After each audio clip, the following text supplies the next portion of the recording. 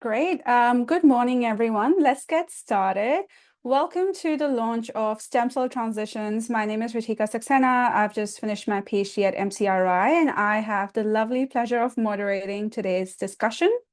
But before we begin, I would like to acknowledge the traditional custodians of the land on which I meet with you from today, the Wurundjeri people of the Kulin Nation, and pay my respects to elders past and present. As we continue these Zoom seminars, I extend that respect to the traditional owners of the lands you all meet with us from today, and pay my respect to any Aboriginal and Torres Strait Islander people online with us. If you could please mute your microphones, we will get started. So thank you for joining us for the launch of the Stem Cell Transitions. In this new series, we explore the key transitions that shape both the research and researcher journeys. Think about career shifts, clinical translation, society involvement, leadership, editorial roles, publishing, industry partnerships, mentorship, IP, parenthood, and more. These informal, conversation-driven sessions are designed to foster open dialogue, reflection, and practical insights, offering ECRs the life lessons necessary to navigate the broader research ecosystem. And for this reason, we would like to record today's session and upload it to our very own YouTube channel, where it can be accessed by ECRs after today as well. So please keep your microphones muted and cameras off. If you would like to ask a question, we invite you to write it in the chat, or if you're happy to participate in the recording, please unmute and ask that question yourself. Today, it is my pleasure to invite this conversation with Megan Munsie and Lincon Stem, exploring leadership through service. And this is featuring ASSCR past and current presidents. Lincoln's our current president, and Megan's our immediate past president. So may I invite Lincon to share a little bit about yourself today? Thanks, Ritika. Yeah, it's a real privilege to be here. So my name's Lincon Stamp, and as Ritika said, I'm the current president of ASSCR, and actually sat behind Megan for 2 years as vice president, and she serves as president. So I run my lab together with my colleague, Dr. Marlene Howe, who many of you will know. She's a wonderful human here at the University of Melbourne, and we're focused on developing stem cell therapies for gut motility disorders.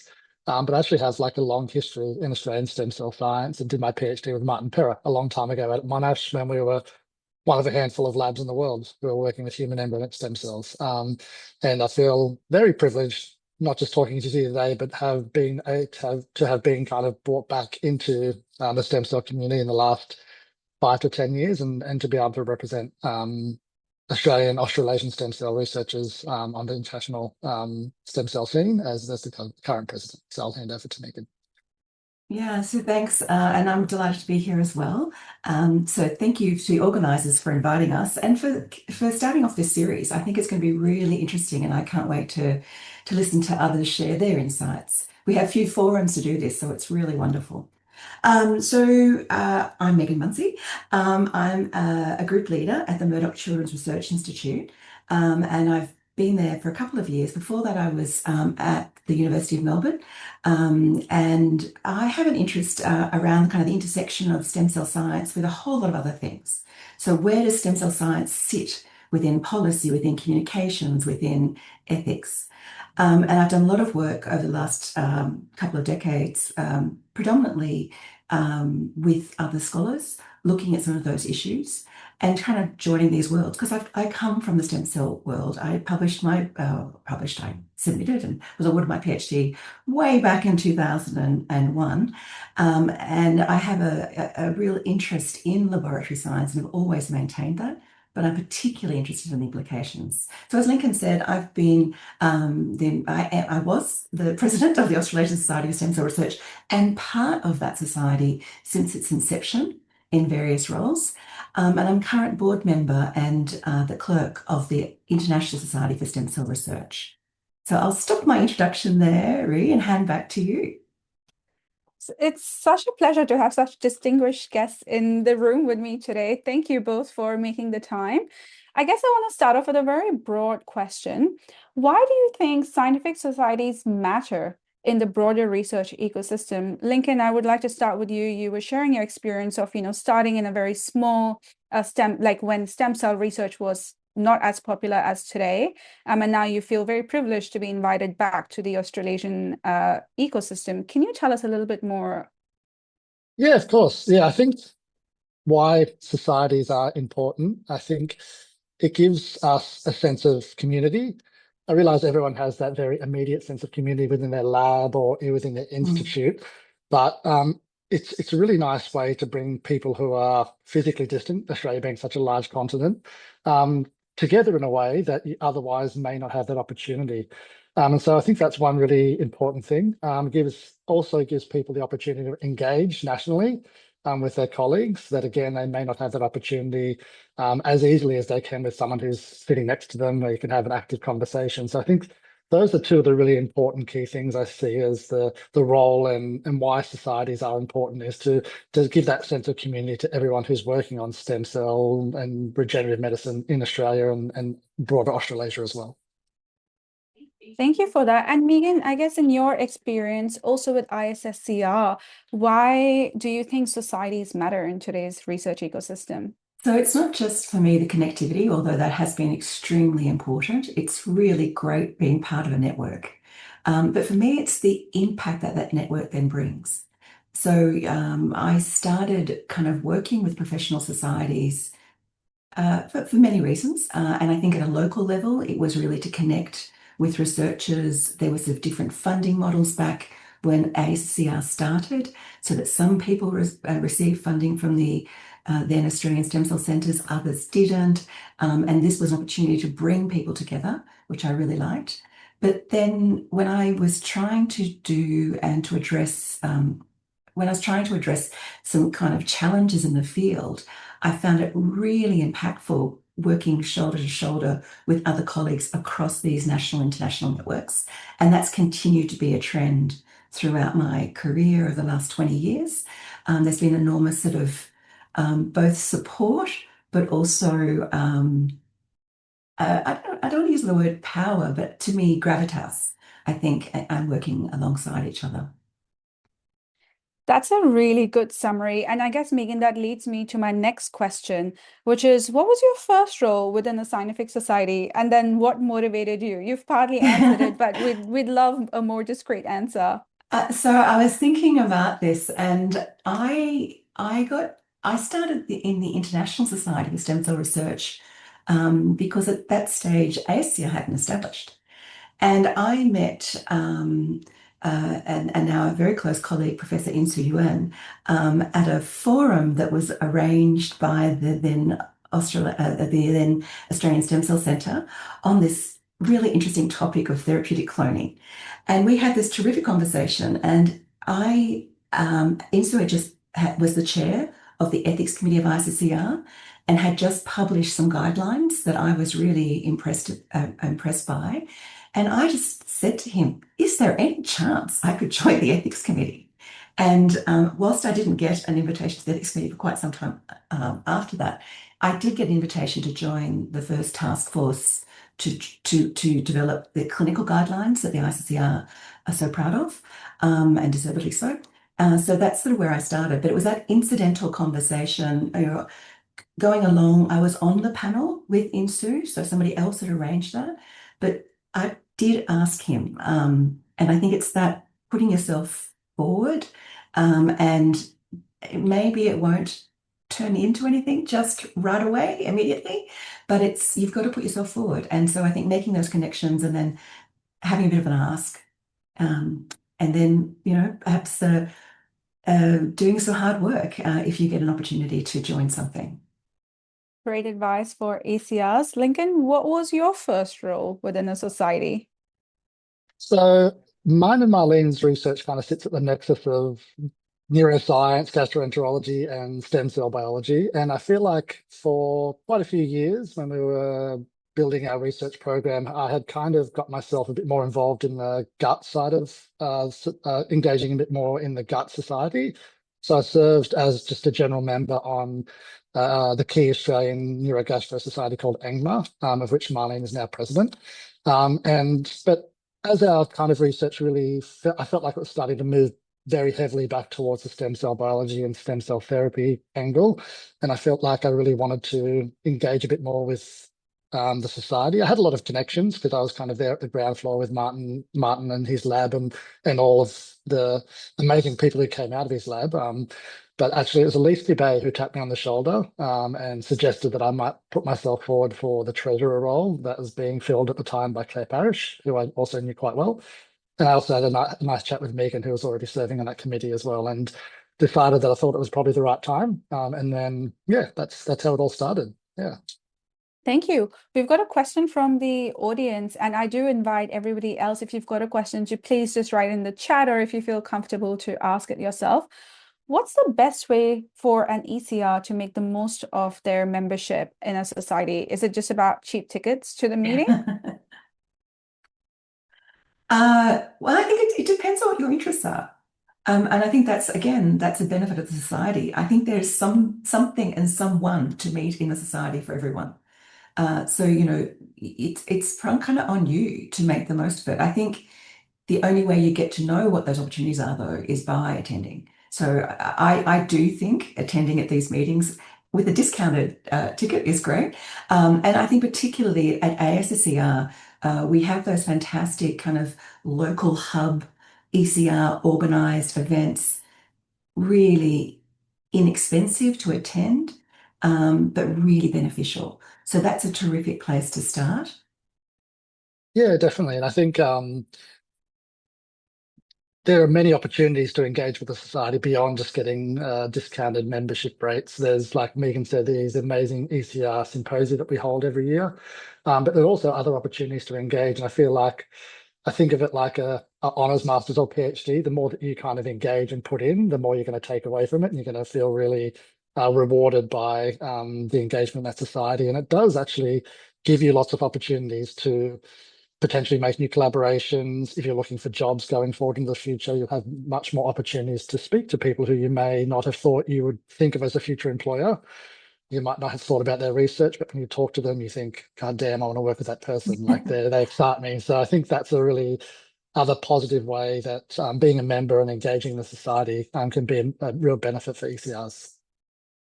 Great insights there. And can I ask you both to reflect, what prompted you to get involved at a leadership level? So, you both speak highly about engaging with society, starting early, and the benefits for ECRs, but what prompted you to get involved and take up a leadership position? And was this a strategic decision, or did you find yourself organically transitioning into these roles? Could you tell us a little bit more? Maybe Megan, I'll start with you. So I think I'm probably more in the organic. I think I saw opportunity both to contribute, but also something that would help what I was trying to do. So it was a very symbiotic. And I think at the local level, I was acutely aware that I was working in the Australian Stem Cell Centre at that time, and that I was funded to do a lot of this engagement, policy, ethics work. So, I recognised that most of my other colleagues were volunteers, where they were trying to manage their labs and their careers, and I had a slightly privileged position. So I wanted to kind of use that to support the society. But at the ISSCR, and also the work I've done at the International Society for Cell and Gene Therapy, in both those cases, it's being part of something that can address issues that I was seeing locally, if that makes sense. So I wanted to kind of take and learn from my colleagues internationally, but also apply that in a domestic context. So yeah, I think that's sort of it's been very organic and very much part. It's really hard to dissect it out of my career path, I think. It's been very intertwined. Lincon, what about yourself? I also think it was a little bit organic. I feel like when I joined the committee, ASSCR, as a treasurer, I didn't envisage, okay, well, this is a pathway to becoming vice president and president. It was a way of re-engaging with the society, but also giving back. I had got a lot from stem cell community in Australia from my PhD all the way through, and it was an opportunity to give back. But yeah, actually, Marlene and I spoke at a forum on Monday last week. It was a Culture First and Franklin Women Community Forum about power and understanding how power works and its impacts. And I think that idea of a leader feels like a little bit, power and the leadership feels a little bit weird. Like, it's not about leading people, it's about, more like uplifting people and giving the limelight and trying to push other people forward. And that was kind of, as I moved from treasurer to vice president and serving behind Megan, that was kind of something that I know Megan excels at, is putting other people forward and promoting other people besides herself. And then she really Oh, inspired me thanks, Links. to take on that and try and think about that as a role of not leader in a position of power, but your power is to distribute that power to other people and make sure they're uplifted. And that's something that I'm really focused on in my presidency. So That's great. I think what I'm seeing is this theme of, while through these leadership position, it really is a deeper opportunity to serve the communities that you're a part of. And I guess I will take one of the questions from the chat, which leads me to my next question as well. How do you balance your responsibilities around service, leadership, your research commitments, the time necessary? Could you tell us a little bit more about some thoughts around that? I have to say I had a giggle when I saw this question, because I was on a call for ISSCR until midnight last night, and I'm feeling really tired today. And I think that's one of the challenges, is that you have to squeeze this in. So very few of us, it's not our day job, we're not paid to do this. There are some secretariat supports in some societies, but certainly not at the ISSCR. So we do it as volunteers. And I think to Liz's question, I think the thing here is that you have to decide what you can do. And I think it's okay to also step away and then come back. So, Lincoln's he described how he was very deliberate in the timing and considered taking when it was the right time for him to take up that leadership role. And I think that's what I've seen over the years working, particularly in ASSCR, is that we've had people step in and contribute when they can, and then maybe switch their role to more of a participatory role, and then perhaps come back into leadership again. And I love that kind of flexibility. So we're all part of the community, but you're giving back when it's best for you. yeah, I'll just add, like, of course, it's a struggle. Like, everyone has a lot on their plate. I think something that I'm still learning to do and not great at, but still learning, is to say no sometimes if you have a lot on your plate and you don't have capacity to do it. I'm a yes man by nature, or a people pleaser, for want of better words. And learning to say no sometimes can be a challenge, but I think that's a really important way to make sure that you can balance all these things, and also asking for help. Like, I think that's something really nice about the ASSCR committee, is we kind of all work together, pick up the slack, get other people's opinions. So decision making isn't on one person's plate. I will say that Megan protected me from a lot of the workload of the presidency while in her term, while I was serving behind her. So I appreciate that. And I think, definitely, I think that's a big part of it for me, is learning to ask for help when you need it, and also being able to say no when you're at capacity. Can I make another comment too, and just say that, we over the time we've changed how we work at ASSCR as well. So when we first started the kind of now committee structure that we have, there were committee chairs of N equals 1, and it seemed a lot of work for one person. And so some of the changes we've introduced over the years is to have proper subcommittees within that role supporting that person. And I think the ECR subcommittee is the outstanding example of that, where we have, I don't know how many it is at the moment, but it was up to about 25, I think, when we started, because we have all these fabulous volunteers. And again, it's that kind of peer-to-peer learning that we're fostering, but also how wonderful for the society to benefit from all that enthusiasm.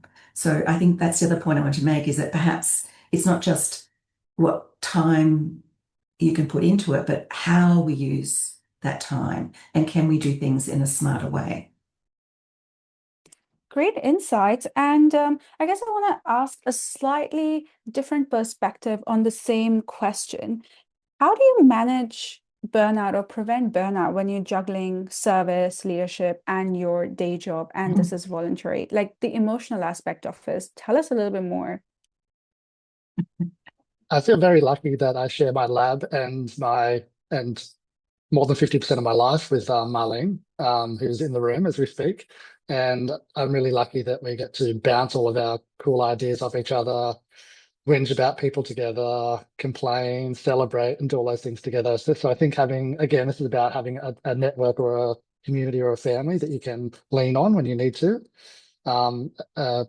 Cliche, but a problem shared is a problem halved. And it really is true with Marlon and I that we get to celebrate those things, but also when the times are tough and things are struggle street, we can kind of share that burden and get someone else's perspective and sometimes realize it's actually not as bad as you think, or can just lift a little bit of weight off your shoulders. So I think whether it's the person you run lab together with, like I do, or it's a close friend or colleague or your vice president or someone you can kind of lean on and share your burden with. I think that's really important.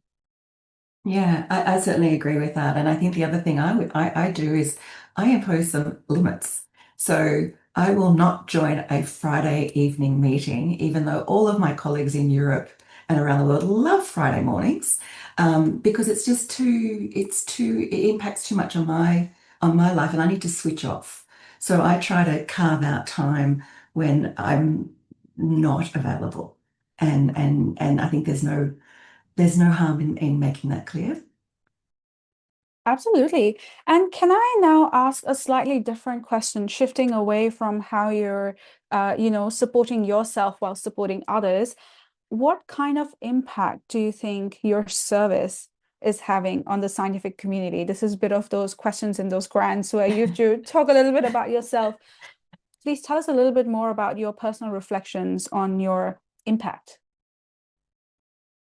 Well, I'll start and I'll say I am so proud to have been part of a very large collective over many years now, where we've tried to make it clearer around what's acceptable and required in our society and in our field, and what's not. And I think that is not it's not, although sometimes it has been a little lonely, it's very much supported and bolstered by this amazing group of people.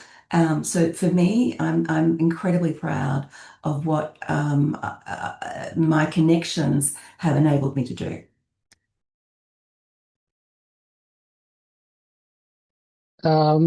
Yeah, that's tough questions. Asking me to say something nice about myself, which is always a challenge. I think on a very personal level, I think being a proud gay man and being the president of the society hopefully gives a bit of, hopefully helps other people who are part of the gender diverse or otherwise community, the LGBTQI community, or anyone from a minority community feel a little bit seen and realize that, I mean, this has hopefully been the case for a while, but you can literally do anything. You can be the president of the ASSCR if that's your goal. And so these kind of leadership positions, being seen in these leadership positions, I think is important. I know that's something that Megan in her presidency was also very passionate about, and something that I am also very passionate about, in making sure that as a community, we represent the broader community that we hope to treat with our stem cell therapies or engage with our science, and not just the people who are doing the research, but also the cell lines that we're working on, make sure they're diverse, and also the diseases that we're, investigating to treat. So we're not just doing old white man diseases, that we're focused on doing a diversity of diseases and cell lines and the people who are doing the research. So that's something I'm really passionate about and hopefully can push forward. I will take a question from the chat at this point. Christine says, can I ask the flip side of that? How have your roles in the society helped your career? Megan, you illustrated a little bit before on, reaching out and putting yourself out there. Could you tell us a little bit more? Maybe Lincon, we'll start with you this time.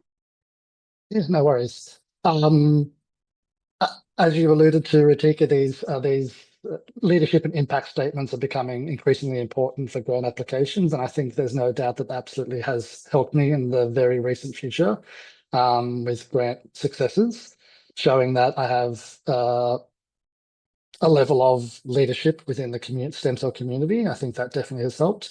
But even more recently, I guess, being able to engage on the international stage as the president has given me a little bit of face time with some of the other society leaders, both at the ISSCR, but also something Megan initiated that I'm really trying to help push forward now is engagement within the Asian region to really deepen the connections of our society with some of our Asian neighbour societies. And it's been a really amazing opportunity for me as president to be able to do that and get a bit of face time with the presence of some of those Asian neighbour societies. So I think that's been a really positive benefit for myself and my career.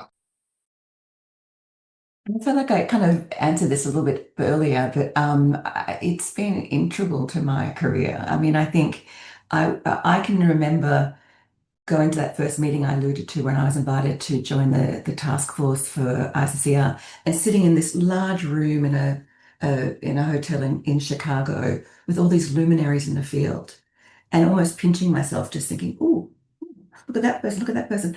And I knew some of them by reputation, and some of them I had the privilege of an amazing travel grant at the end of my PhD. So I visited some of them in their labs during that period. But it was a real pinch yourself moment that I was at the table. Still felt like I wasn't, like I just snuck in to the table, but it was really amazing. And then over the next 20 years to work closely with many of those people has been completely transformative. And really for me, I still reflect and think. I worked in when I first left university, I started working in what's now called ART, assisted reproductive technology, so IVF. And then I started working in this exciting embryonic stem cell field. And even though I was very competent at the technical side, I'd never met a bioethicist. And I still think that's extraordinary. And perhaps a statement of how we were teaching and doing our training back then. So for me, getting to know these sort of luminaries in other disciplines and the insights that they brought to these complex issues, these wicked problems that we were discussing, was really impactful and has fundamentally changed what I do, which is more sort of interdisciplinary scholarship now in my career. Megan and Lincon, in some ways you touch upon the reason we started this transition series as well, is to lean onto the wisdom of the people who've gone through these, amazing transitions and to learn from you all, and, make that into a resource for ECRs for the years to come. I guess my next question, Megan, you may have partially answered is there a moment or experience from your time in a society role that has really stayed with you? Megan, we'll start with you first this time. Well, I suppose that reflection I just gave is one that just immediately springs to mind, that I felt like I was so young and relatively inexperienced with sitting in amongst this group. But I think I want to go back to something more local and say that the other thing that I have really enjoyed is watching my colleagues. So I saw an emoji float by from Cameron a moment ago. And I am so delighted to have worked with Cameron as the chair of the ECR committee. And now to see him on the ICR ECR committee, I just think that's wonderful. So it's that kind of flourishing of our network and through that, the Australasian network and our impact around on our field is really impressive. So I think that's the other kind of pinch yourself moment for me, is to think about all of these amazing colleagues I've worked with, and the incredible contributions they've made, and how and where you can kind of support and encourage that. Beautiful. Lincon, what about yourself? What's one moment that's stayed with you? It's actually a really interesting moment. So I'm not sure who was at the meeting and remembers, but in Sydney at the dinner, that was at the aquarium. We debated for a little while, but we decided amongst the committee, including Megan, myself, and the current Vice President, NAE, that we wanted to have some drag queens come and perform after the dinner. We were aware that some people might be a little bit weirded out, for want of a better word, about that, but we decided that we thought it was the best thing for the society and it would be a bit of fun. And we had a number of people talk to us afterwards to say that, and one of these individuals happened to be gender fluid or gender diverse, say that it was an amazing night, they had a lot of fun, but also they felt very seen.